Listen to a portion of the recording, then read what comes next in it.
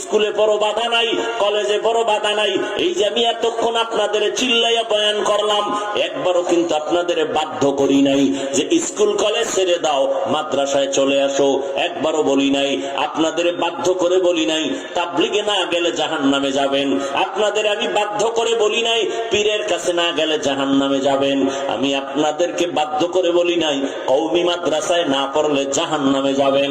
আমি কওমি মাদ্রাসার সন্তান, আমি তাবলীগ ওয়ালা লাইনের একটা সন্তান, আমি আহলে হক পীর মাশায়েখের লাইনের সন্তান।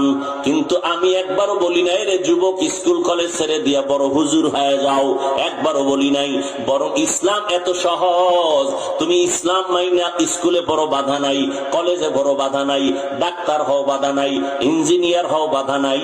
তবে অনুরোধ আমার একটা, বেয়াদব হইও না, আলেমদের সাথে বেয়াদবি করবা না, করলে কিন্তু মরার আগে বিছনায় পঙ্গু হয়ে থাকবা।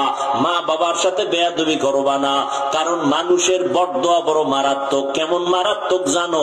আমার আল্লাহ তওবা করলে ক্ষমা দিবেন না, বান্দা যদি ক্ষমা না দেয়। মা বাবার সাথে যদি অন্যায় করো, মা বাবা ক্ষমা না দেওয়া পর্যন্ত আল্লাহ ক্ষমা দিবেন না, কারণ বান্দার হক।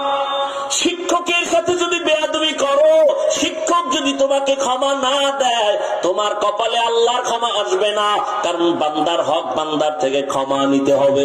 ও যুবক বাবারা, স্কুলে পড়ো কলেজে পড়ো বাধা নাই, তবে নবীর তরিকাটা মাইনা চলো, উলামায়ে কেরামের পরামর্শ নিয়ে, মা বাবার দোয়া নিয়ে চলো। বলবা হাফিজ ভাই এটা কেমনে সম্ভব? আমার মতো হুজুর দিয়া সম্ভব না, তবে তোমার লাইনে আল্লাহর বান্দা দেখো তাকায় আছে, তোমার মতোই যুবক, জীবনে মাদ্রাসায় পড়ে নাই, স্কুল কলেজে পড়ে ঠিক, কিন্তু 5 বেলার নামাজ পড়ে আছে না নাই? আল্লাহ তোমাকে